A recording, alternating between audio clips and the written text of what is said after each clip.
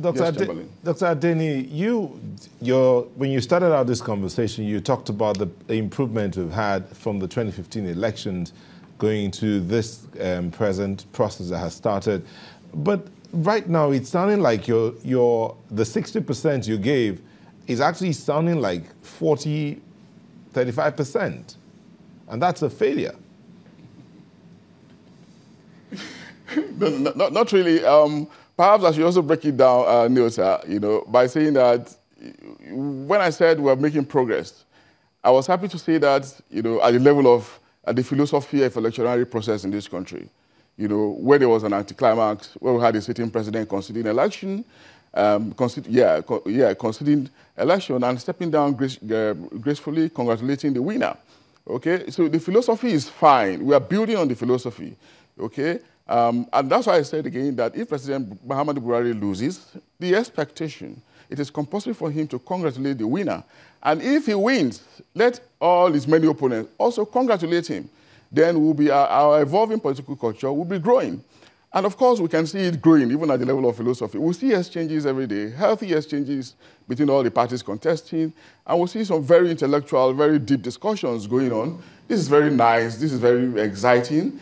Yes, we may say the political parties don't have ideologies, but the fact that some of them are coming up with solid programs, I've heard of SWIFT, I've heard of Spencer Heat, I've heard of Next Level, I've heard of Let's Make Nigeria Work Again. Many of these things are build-ups to the evolution of political ideologies. And at some point in time, we find them sticking to this process.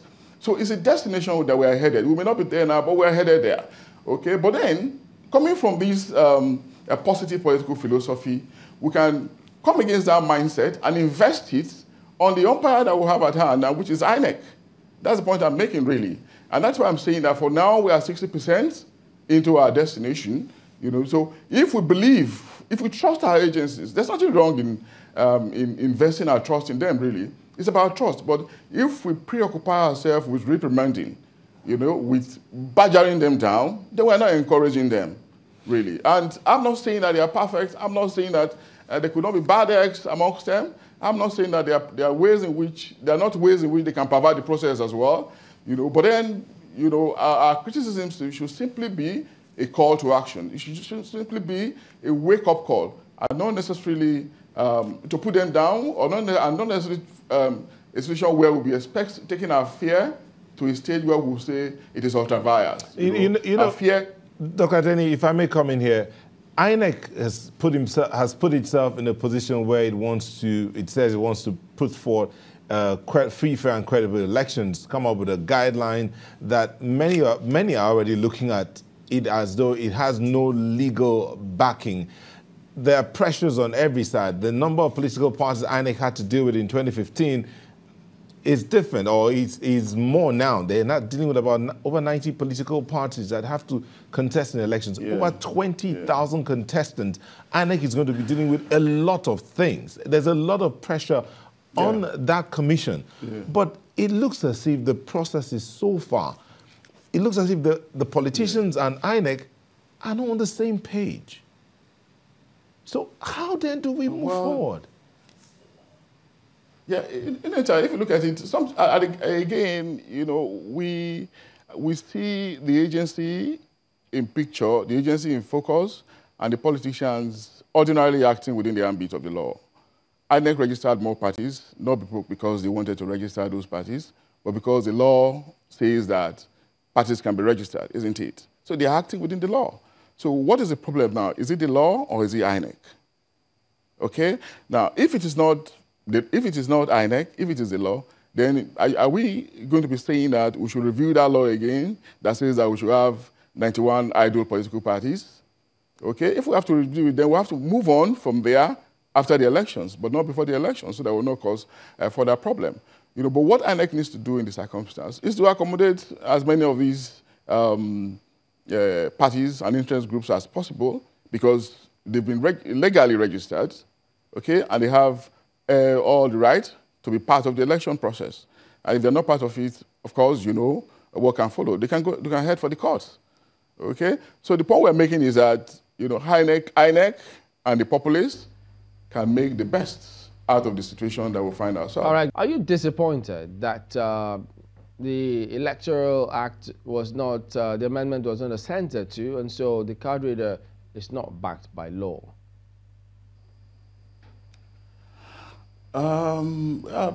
Yeah, Chamberlain, governance and the government process, and in fact, decision-making process, can be very tricky.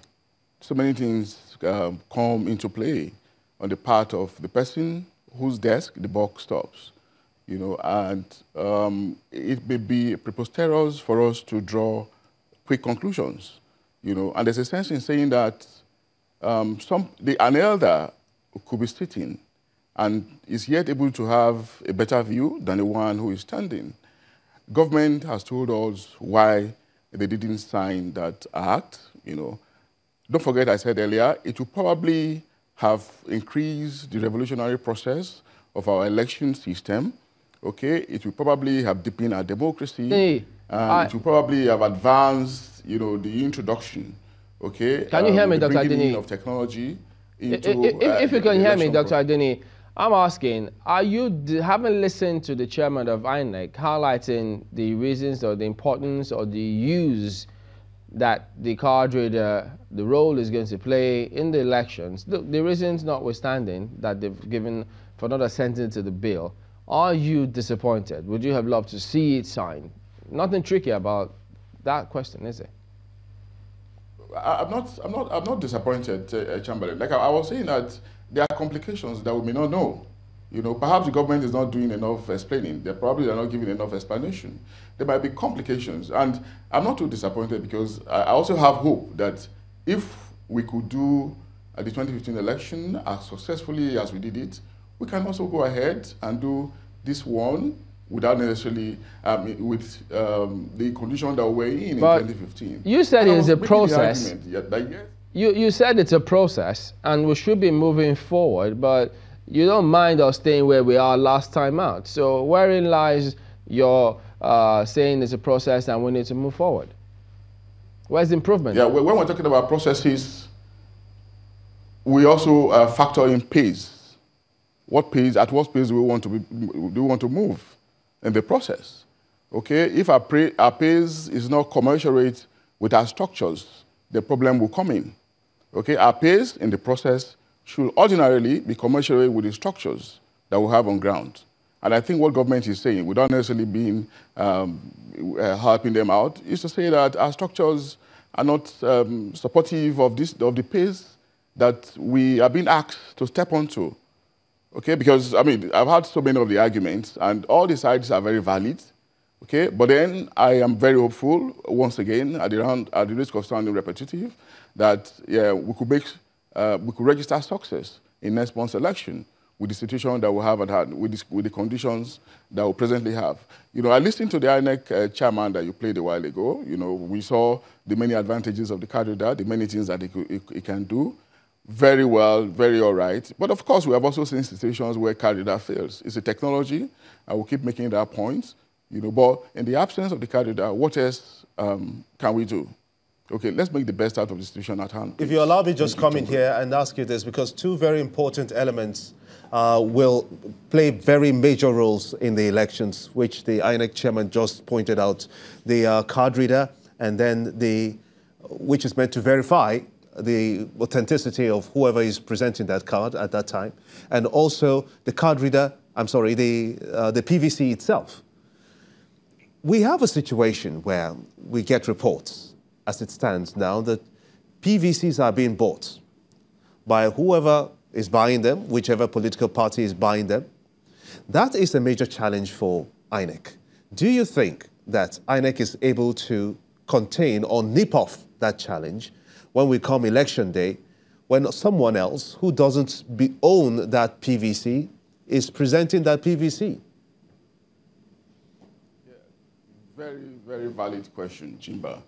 And it's also going to lead us to the question or to the argument that the responsibility of having a successful election does not rest solely at the desk of INEC. The security agencies are there to help them out, to You know, we're not living in a vacuum. We live in a system where we have laws, where we have rules and regulation, and where we have multiple agencies that are supposed to be up to the mark, that are not supposed to shirk their responsibilities in ensuring that people comply with the rules, with the regulations, with the laws of the land. Okay, if the process is being perverted by desperate politicians, if PVCs are being bought, you know, if INEC suspects this, and I'm not sure INEC has the capacity to apprehend, even if they can only make pointers. And what is wrong? What are the agencies doing that we're not beginning to, that they're not fishing out these perverts who are bent on circumventing the regular process? You know, that's where we need to understand that the election process, the election assignment, you know, it's one that involves multiple agencies. And of course, in the allocation of resources, so many agencies came on board, you know, asking for money. And from what we've been told, these monies have been released, or they're going to be released. All right, Dr. Adeni. So what are those monies? We need to anchor at this point. We appreciate your talking to us this morning. Dr. Abiodun Adeni is a senior lecturer at Bayes University, Department of Mass Communications, Abuja.